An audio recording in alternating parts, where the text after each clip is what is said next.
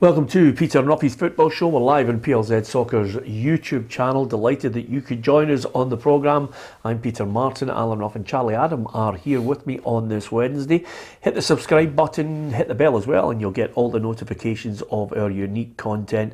We've got lots of great one-to-ones on there. Gordon Strachan, Pat Nevin, James McPake's been speaking to us as well. And if you download the PLZ Soccer app, you will get all the latest breaking football stories across the UK, Europe and globally too. And it's well worthy of your attention because you can actually, on your phone, if you download the app, watch the programme live. Simple as that. Lots to talk about. Scotland's friendly coming up against Poland. We've got that joint Euro 2028 bid to discuss. There's a bit of unrest domestically. It has to be Scottish football with clubs and fans arguing with each other. That's all to discuss today. We'll start with Ryan Porteous. Can't quite work out the logic behind it, Ruffy. They actually tried to appeal the red card, which the tackle is outrageous. And suddenly Hibs have released this statement because Ryan Porteous' appeal has been knocked back. And this is what they had to say about it. We can confirm that our appeal against Ryan Porteous' sending off against Aberdeen has been unsuccessful.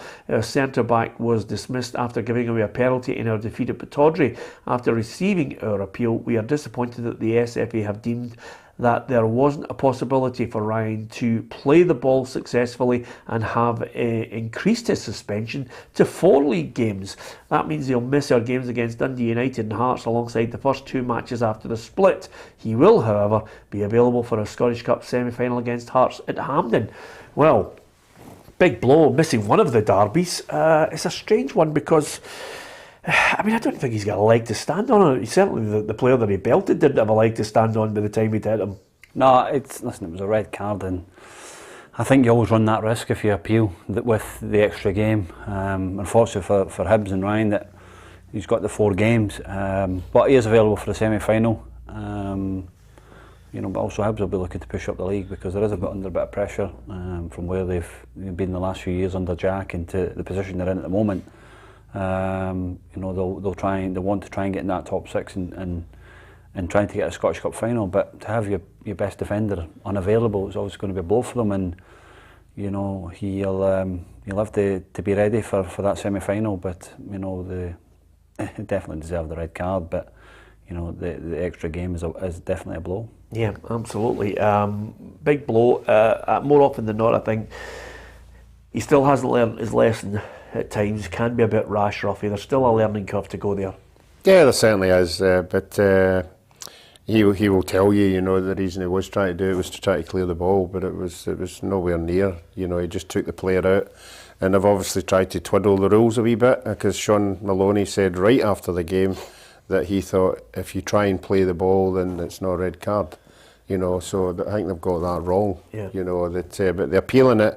I think we spoke about it last year in depth. And there were other clubs, not to name any of them, but were trying to use that rule to their advantage so that the player would be available for big games, and trying to knock it back. So I think that's a good idea. If you appeal and you're wasting people's time, then you get another game. It might make clubs realistically look at what they're appealing about. Yeah, I think the context of the appeal basically was him saying that they played the ball and then they looked at it in detail and just thought, no, there's no way that should be a case for the appeal to be upheld. So he loses out in that. He picks up the extra game, and of course Ruffy gives us one of those fantastic headlines as well. Clubs are trying to twiddle the rules. That's fantastic, Ruffy. Twiddle. There you are. Haven't heard that in a while. Well done, Ruffy. In fact, at primary school. Anyway, apart from anything else, Porteous will bout for one of the derbies, but the semi-final is a huge one. Okay, that's one of the bits of news that came out today. Of course, we have discussed, Charlie, the option of the Euro 2028 bid. They were going to bid for the World Cup, but I think a lot of people in government thought that was just an excessive bid that would have to be made for that. Euro 2028 is more realistic because, quite simply, there's nobody involved in bidding for it. It looks as if UK and Ireland had a free run. That was, of course, until this story came out saying Russian clubs and the national team are currently suspended, of course, by UEFA over the invasion. However, it hasn't stopped their executive committee giving the backing for a bid for 2028 and 2032 for Russia, which I think is just, I don't know why they're doing that, it's just a waste of time. Well, we're thinking it's a waste of time, but they'll be thinking it's a good thing, trying to get back into UEFA's good books, and the problems that's gone on, that they shouldn't be anywhere near bidding or being involved in any sort of bidding, are saying that they won't approve the UK and Ireland's bid either, and certain other bids. So politics is usually at UEFA and FIFA, and like I say, it'd be great for Scotland and Ireland if we can, Britain and Ireland to be able to get this, because let's say we've got some good stadiums. Obviously the games and the Euros in the summer, I think a lot of people really enjoyed them, the small numbers that managed to get there, so hopefully we're successful and we'll be part of that. Yeah, I think it's something to look forward to. The mere fact that there's nobody else in line for it, Ruffy, tells us it's all systems go for 2028. Yeah, and it's good for the supporters as well, because every venue is accessible. You could make a whole tournament, trying to get as many tickets as you can to go to as many games, because the travelling will be limited compared to what it is sometimes. But, I think it's really exciting. Yeah. Hi to Thomas Lee, Ryan Taylor, Robert, also Nicky and Harry, who've all joined us. Thank you very much to Paul McLaren, Andrew Davis, and so many. Andrew's in rainy Portugal, Ruffy, which is very rare when you hear rainy Portugal when we've got the sun splitting the trees here. Well, I'm glad he never said rainy Turkey, because that's where I'm going. A bit selfish again. Yeah. No. This is all about Ruffy show. Is this a Ruffy show? To be honest with you, Charlie, honestly, you haven't been here that long, but 10 years, it's all about him. I've been here long enough to know it's all about Ruffy. Yeah, absolutely. It's me all the time, which is no surprise, but nevertheless, yeah, thanks for joining us, Larry as well, Daniel, lots of people, Johnny, regulars that join us on the show and post their messages. If you can try and, at times, if you get anything to say, make sure you keep it decent on our feed. We always like to try and read out as many messages as we possibly can regarding all the news stories that come out on a daily basis. And now to Scotland, friendlies. Do you like friendlies, Ruffy? Because this Nations League has come about to try and take away meaningless friendlies. When they come along, I think there's a certain amount of apathy towards them. Am I right, or am I wide of the mark? Not for me. Again, it's going to be from me. Somebody must be getting close to his caps. When I played with Partick Thistle, I obviously wasn't playing for a big club.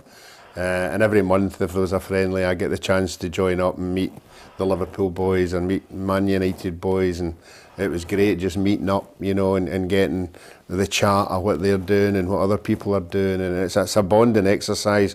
There are a lot of guys there who have never been to a squad, and Charlie will tell you it's great, just meeting up and having a bit of banter. It's a friendly, the pressure's not there, but I think in this one, I think he's got to start playing some people. I'd like to see the St Johnstone goalkeeper getting a game, because obviously Craig Gordon's there, he's number one, but we don't have a number two now. Yeah. We don't, with David Marshall getting injured. He needs to try somebody to make sure that they can handle it, and I'm sure they can. Yeah. The friendlies, now that you're a player... Oh no, I loved them. I'm the same as Ruffy, aye. Yeah. The opportunity to go and get games, like you say, for instance, people like Craig Halkett and that, getting an opportunity, well deserved for how they're playing there. He's done really well at Hearts this season, and deserves an opportunity. So it's easier for Steve to give these lads a reward for what they've done for their club. So I'm all for the friendlies, and you can use that to prepare for the bigger games when they come round, and try little different things, and it's good. But the most important thing for us as well is your main players are still turning up and want to play. Your Tierney's, McTominay's, Robertson's obviously injured, ill at the moment. But our main players, Ryan Jack coming back from a long-term injury, now getting an opportunity back into the Scotland squad. So I think it's great that the friendlies come, for Scotland, and if Steve's used them right way, it gives people an opportunity at caps that deserve caps. Yeah, well, let's hear from the Scotland manager, Steve Clarke. He was out chatting today at the Oriam, and our reporter Kerry Pollock was there. Thanks, Peter. I'm here outside the Oriam, Scotland's training centre in Edinburgh, where manager Steve Clarke has been looking ahead to tomorrow night's game against Poland. The manager did make it clear that captain Andy Robertson and Lyndon Dykes will be out of the game for tomorrow, and it's unlikely that we will see Aaron Hickey feature in the game also, due to the defender being out through illness. But Steve Clarke is hoping to keep the standards high. For ourselves, it's just a matter of trying to pick up where we left off last November, so try and find that continuity, that that feel-good factor that we had, the style of play, the way we played against Denmark was good. We want to continue that. So that's how I'm looking at it. It's nice to get the boys back after 4 months. It's a long time waiting to see them. So it's nice to have a couple of good friendlies against good opposition. Clark also ensured that even though this game tomorrow night has less significance, these are still the types of games that he wants to win. I think every single game that you play and you represent your country, I know the term friendly is used, but you want to win. You want to win for your country. So this group of players have shown that they want to do that, and hopefully it continues in the next 2 games. Steve Clark did keep his cards close to his chest when he was asked about who will captain the team tomorrow, but he's hoping to keep that feel-good factor going through the game and into next week's game against either Wales or Austria. Yeah, good to hear from Kerry there. No real indication of who's going to captain the side, but over and above that, I think the key word that he did mention, friendly or not, is momentum from the feel-good factor that has been built up by the manager, and we certainly do have that. Yeah, no, we managed to qualify for a major competition, but we're in a good run of form, and to be able to go for this game, obviously disappointing the Ukraine game's off, but let's say being able to play against Poland, who are a good side, one of the top strikers in the world, Lewandowski, so it'll be a big challenge for Scotland, but at home you'd expect Scotland to get a win. Yeah, and then of course it's Wales or Austria in the next friendly on the Tuesday. But as far as potentially the predicted lineup that he's going to go with, Ruffy, what do you make of our suggested 11 at the moment? There's the odd tweak here or there. What do you make of it? Gordon, McTominay, Hendry and Tierney, Patterson, Gilmore, McGregor and Taylor, McGinn, Adams and Armstrong. Yeah, I think that's a pretty strong team. He's not tinkered with it too much. It's the same formation that he seems to favour, and it's good. Obviously, the boy Patterson's not been getting a game at Everton, so it'd be good to bring him in. That's what we're talking about, keeping people involved, keeping their hopes up, and yeah, I think that's a good side. I think it's very positive along the lines of what we've been doing. Charlie? Yeah, no, it's a good side. Good, Greg Taylor's done well for Celtic, and there's another one deserves an opportunity. Would he have played if Robertson was fit? Probably not. So, Taylor's and like I said, going back to Craig Halkett again, getting an opportunity to play, and hopefully they can get on the pitch. Yeah, it must have been particularly demoralising for Halkett if he comes in the first 30 seconds of the training, Kieran Tierney nutmegs him, Charlie. Well, welcome to the international front. That's the quality that now is in the Scotland camp, and but it's a great experience for him, and you go and the buzz and what he's going to take from being in and around these type of players, and I'm not saying he might not prepare well for a game, but the difference you might see Kieran Tierney preparing for a game who's in the top level, he might just take small little snippets from him and take that into his game and say he thoroughly deserves that because he's done really well for Hearts. Yeah, you're a good judge of a player, and you've played against a lot of these guys in the Scottish Premiership and the English Premier League. Are you in a good place looking at the standard of player that maybe is not available to that he can't play, and the players that he potentially can select, over the forthcoming months? Well, the thing that previously to what Steve's done is that now we've got players that want to play and want to come, and we've got good players that are not even in the squad and not unavailable. I keep going back. Ryan Fraser's form at Newcastle at the moment is very, very good, and he's not in the squad for. I think him and Steve have had a conversation. So, if he add him back into it, then it's obviously. It makes a better squad, and no, it's good. Scotland are in a good place at the moment with players. We'd all want the best players available, but it's not going to happen all the time. So, he keeps getting a good squad, and everybody's willing to come and play, and let's say getting good results. Yeah, and Hickey's in. You just have to get on with it and hope that if he is selected, then all that potential, all that promise is suddenly delivered on the park wherever he plays. Yeah, and unfortunately he seems to be carrying an illness or something like that for this one, but he might be okay for Tuesday. Yeah. I hope he does hang about. I hope it's not the case he's away back to Italy. I would like to think he'd hang about, and sample what we've just been talking about, being part of the squad, because he is one for the future, and I think everybody's desperate to see the level that he's at. One little point I think Ronnie, who regularly messages the show, has said is, why take a chance of injuring players in a meaningless friendly when these players are badly needed by their teams for the run-in to the SPFL title and probably others as well. I mean, I think and I can understand clubs, managers actually being particularly selfish about it, especially at this end of the season. Yeah, but you've got to think of Steve Clarke. Well, Steve Clarke's got a job to do. He's got the whole country's interest at heart. He's got to think positively about, who he picks, and there is a lot of man management now. I do believe that the country managers are in close contact with all the club.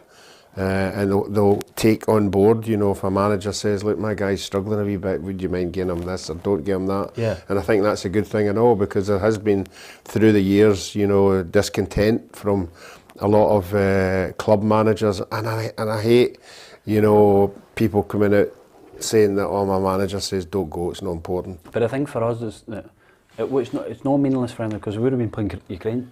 So the games were there anyway. It's just we've just put the game there just to give lads the same thing. But Steve's not had his group of players for a number of months. So now and being able to get them in March, now to get 2 friendlies in, it's there to say just to give them a rest because they're worried about club level. No, because the fixture's there. Everybody knew there was going to be games. Unfortunately, it's no Ukraine. It would have been a bigger game, as in the atmosphere, and it would have been incredible. But it's good for Steve, because he's been away from his players for a long time, and he'll want to get them all back together and get them back in the groove of how Scotland want to play. And it's a reward for players that have done well so far in the season. He's been able to give them an opportunity. Yeah. Am I right in saying that the Dynamo Kyiv players are back in training? Some of them are. Yeah, back in some north, south, or west, or whatever, and they're just with that game coming up. Yeah, I was reading, I think, one of their absolute legends, Andrei Shevchenko, saying, they really want to be playing this game.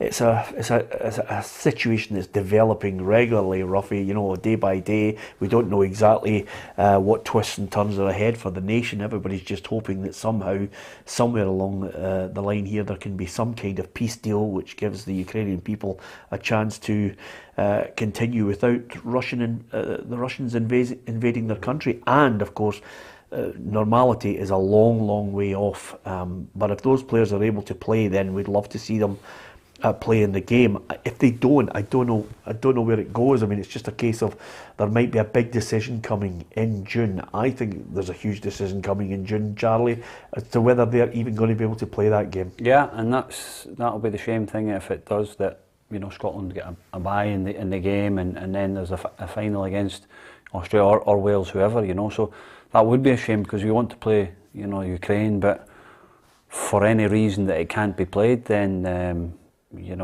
Scotland to be able to get to the final, we as the Scotland fans would, you've got to take that, get to a final, win opportunity to get to a major tournament again. Yeah, absolutely.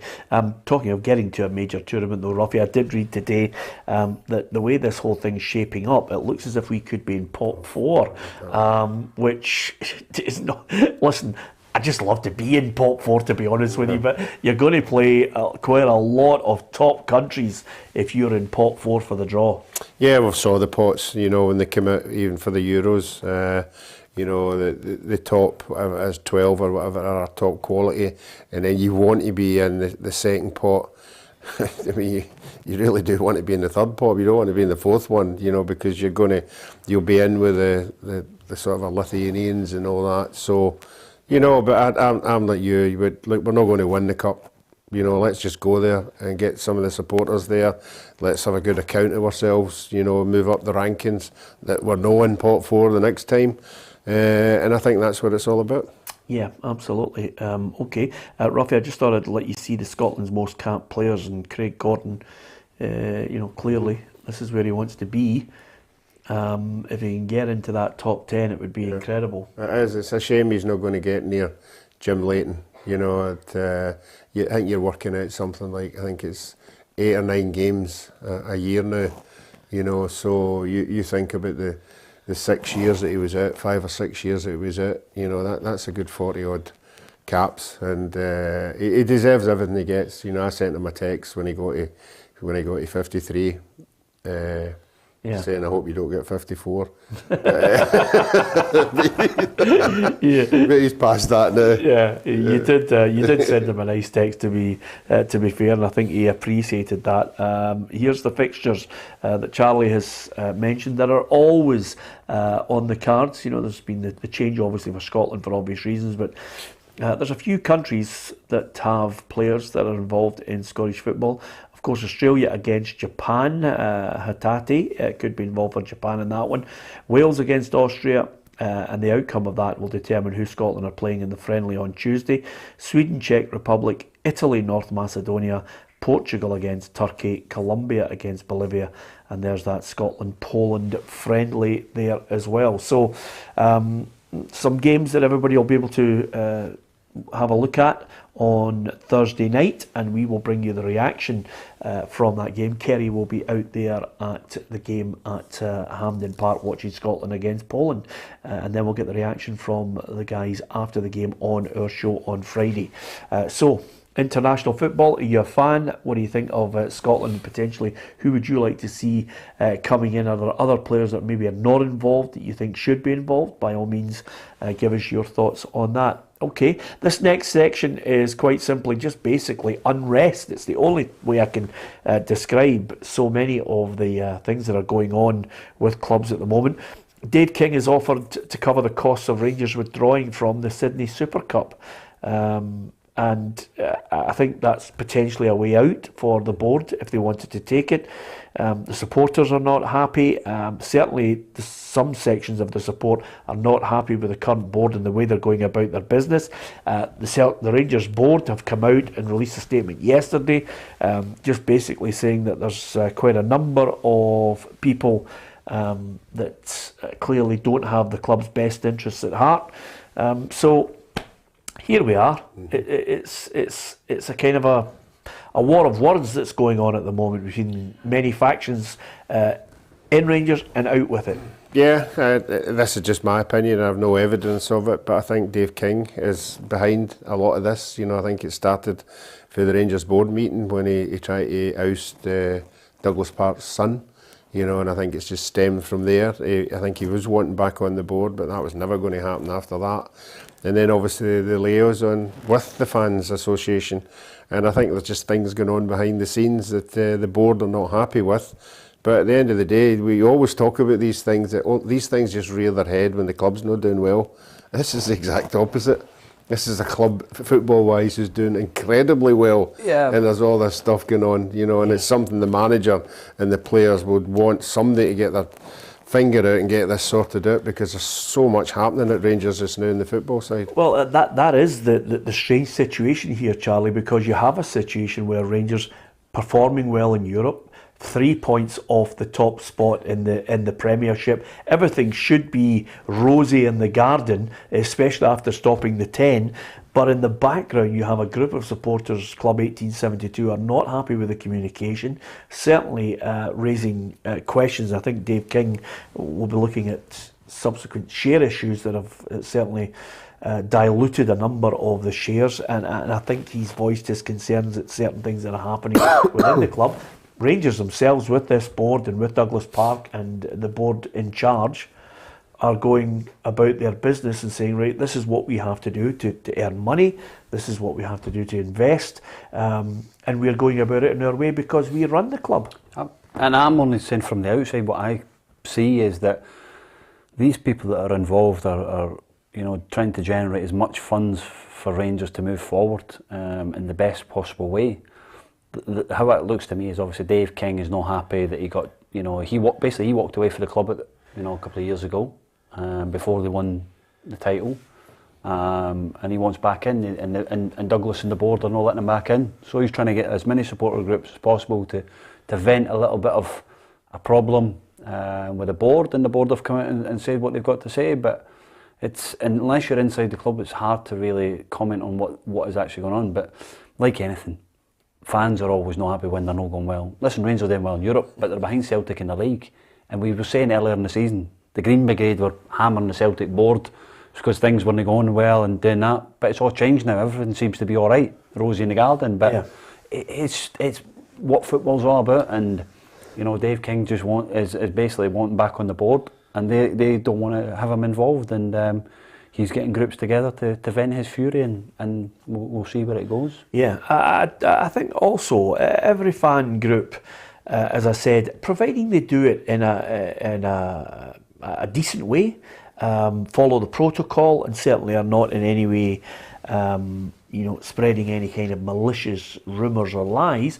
If fans have a legitimate case of being unhappy at the way the club's run, they're perfectly within their rights to release statements and highlight things that haven't happened, because they pay their money. And certainly, if you look at the evidence of the last 10 or so years, the Rangers fans, even in the lower leagues, have backed the club big time. So as long as you have a legitimate point and you want to put it across, I think, you know, their point is they want a bit of communication to deal with certain concerns that they have. Yeah, I think there's always got to be dialogue. You can't just dismiss them, you know, because you don't agree with them. You know, there has to be some kind of communication, whether it's 4 members for the Rangers board meet 4 members of the supporters board, and you sit down around a table and you discuss it. You might not agree with it at the end of it, but at least you're not dismissing them. You're not saying, no, we're not listening to you, which I don't think is the right way, because as you say, supporters are the lifeblood of all clubs because they put their money in. So there always has to be dialogue. But you're right, you know, as long as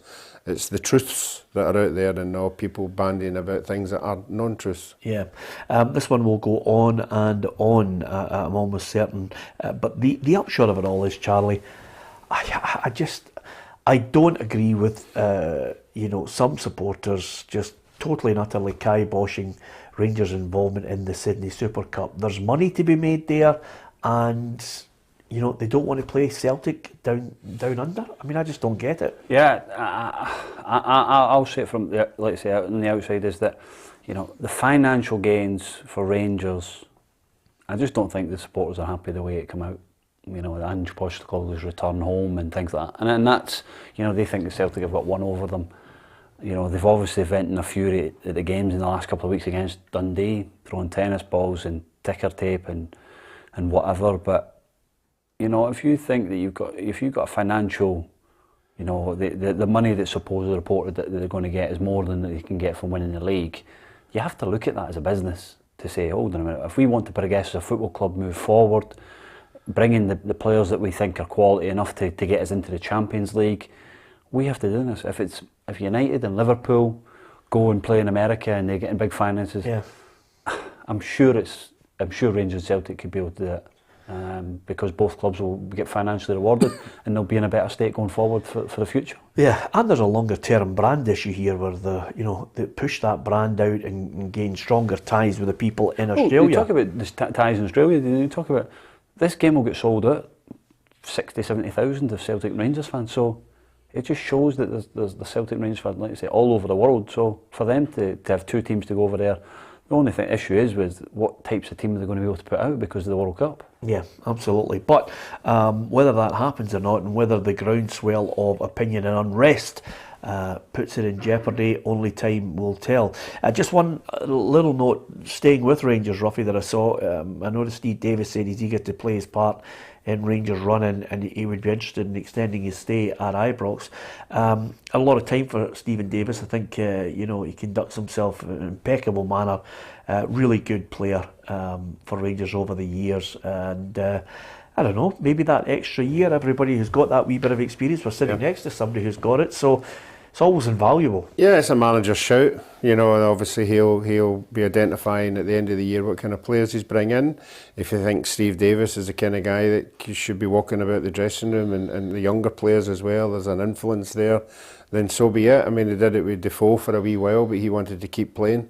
I'm sure Steve Davis will want to keep playing as well for Country and Rangers. So it's a manager's shout for me. But when there's a good guy hanging about the place, it's always good to keep him. Yeah, absolutely. And off the bench, he's one of those guys. It's not just neat and tidy. He can pick a pass. Yeah, listen, he's still top quality player, and I think if you can keep him around your squad, he'll know he's not going to play 40 games a season, but unless he can, like you say, come on for 20 minutes here and there, and being around the squad, set the standard every day, and they're great people to have around you. Yeah, absolutely.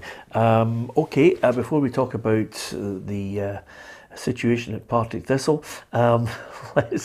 let's cheer everybody up by discussing the competition. Here's how you can win an iPad. You can win this fabulous iPad by entering our competition. As Scotland prepare to play in 2 international friendlies, all you have to do is tell us about your favourite Scotland goal in the comment section below. For an extra chance to win, log into PLZ Soccer's YouTube channel, hit the subscribe button and the bell for the latest notifications of our unique content. The winner will be announced by Scotland legend Alan Rough on Monday's football show at 4 p.m. on PLZ Soccer's YouTube channel. Good luck. Yeah, see, there's Kerry giving you your full title. Scotland legend Alan Rough will announce it on Monday. Ruffy, it's still good. Get an iPad just before the summer. Fantastic. I mean, kids, you see the kids are on, they're all on this kind of thing, it's the way ahead, and they love it. And there's, Matt, I was reading they have like World Cups, competitions where people can enter a World Cup playing all the PlayStations, and it's amazing. Absolutely. Yeah, but this is an Big iPad. man, I've been needing this iPad for his holidays he's got coming up. Yeah, absolutely. Get reading in that. I don't know about yourself, if you're just one of those normal people. Ruffy likes 4 holidays a year, 2 of them during the season when we're working. But nevertheless, let's crack on. Good luck with the competition. If you go on our Facebook page, it's pinned to the top. You can put in your favourite goal. And with that in mind, Charlie, there's a lot of candidates we've been mentioning. Archie Gemmell's goal is featuring prominently. James McFadden's. My favourite is Dalglish's against Belgium. I think was just sheer class. Have you got a favourite Scotland goal? I'd probably have to say Faddy's that I can remember. I'd say Faddy's. Yeah, it's an absolute screamer. And if you ever get a chance to watch the 90 minutes again, I can sum it up in a sentence really. 89 minutes getting absolutely battered, and then a wonder strike from about 35 yards. It's your perfect game, isn't it, Ruffy? Commentating on that. I thought, what awards? There's hundreds of awards through there. It's a belter, isn't it? It is. I think it's a belter, but I'm perfectly honest, the goalie made a mess of it. Seriously, he made a mess. I don't know what he tried to do, but don't take away the strike. The strike was magnificent. Yeah, absolutely. It was. I had the reason why it was even more special is I think myself and Davy Provan and a few others just had a wee red wine at the end of the night. Always good because of.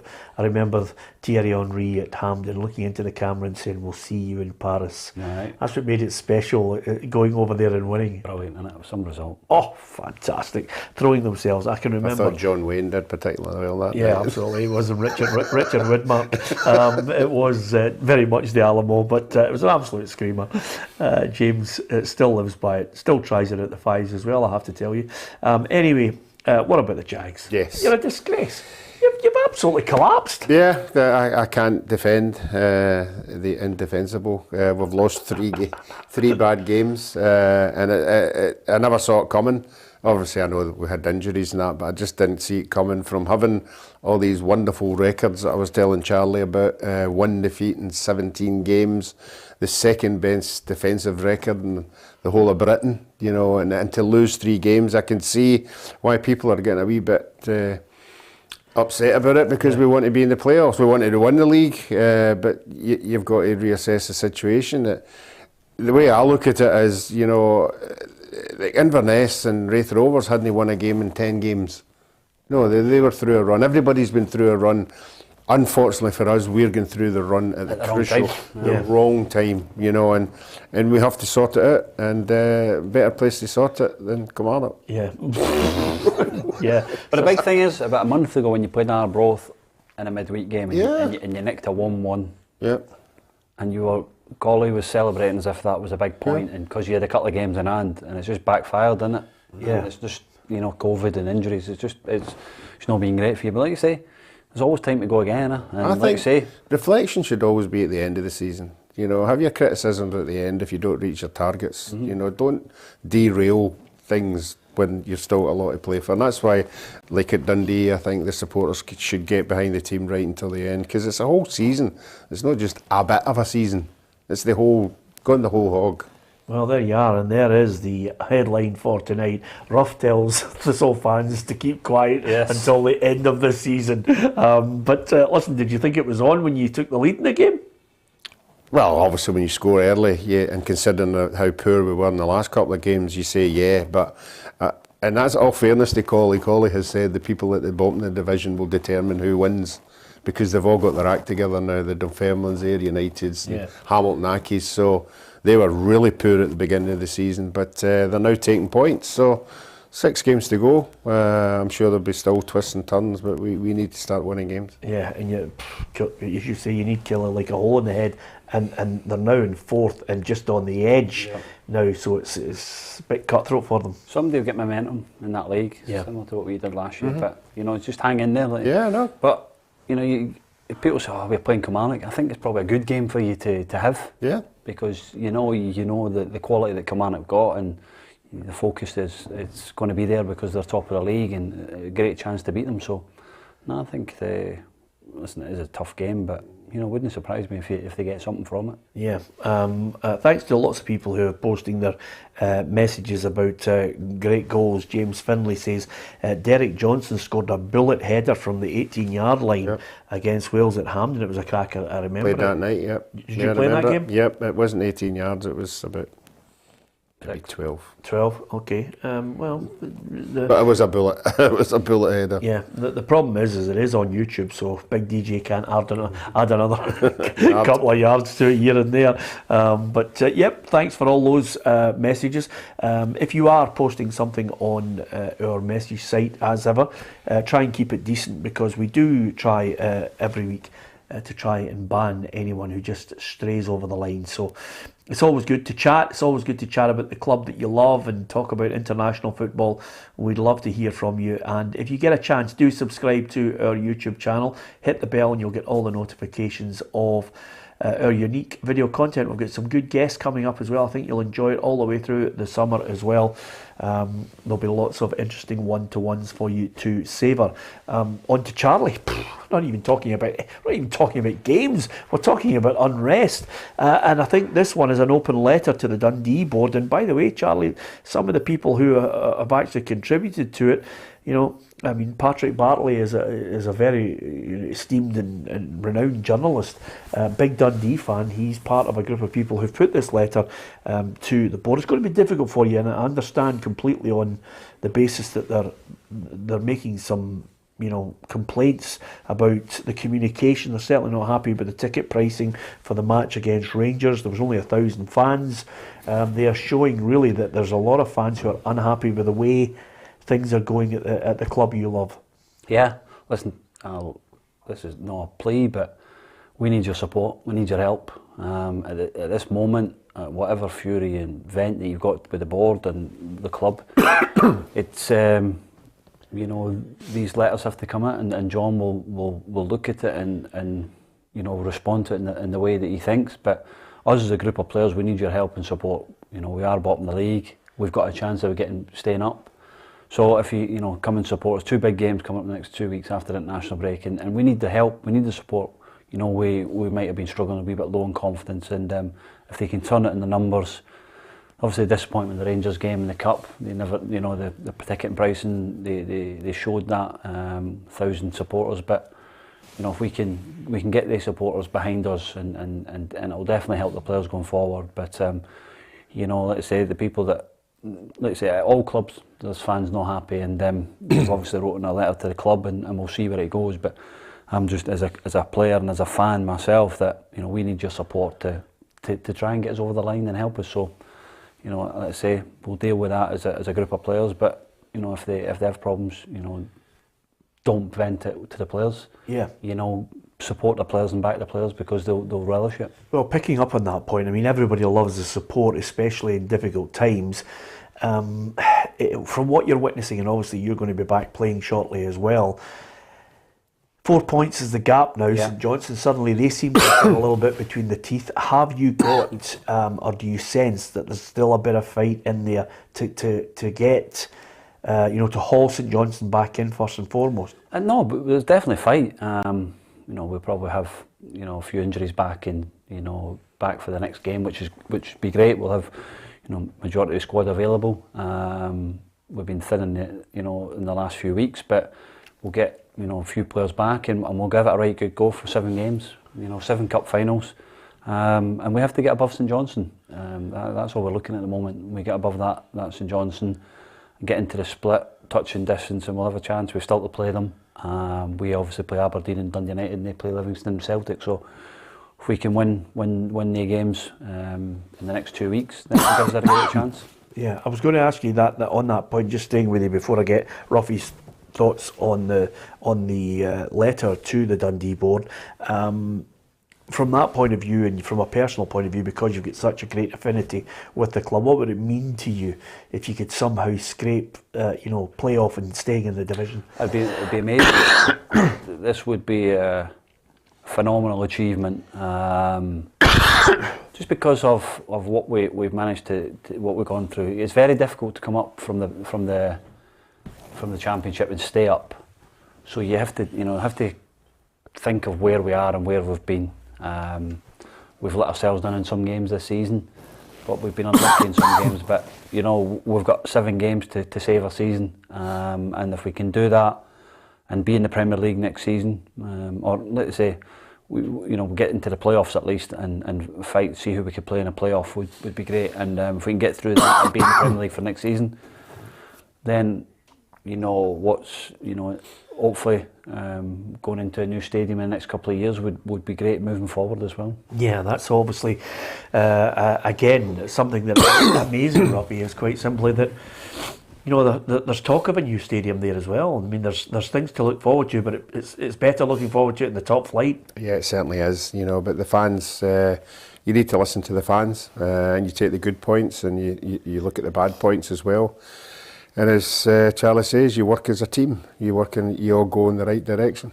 Yeah, absolutely. There are 2 or 3 points that they obviously want to talk about, Robbie. I think communication is the big one, though. They want. You okay? Yeah. It's very warm. Yeah, I was just getting. I can see the glaze in your eyes there, and you've been coughing away.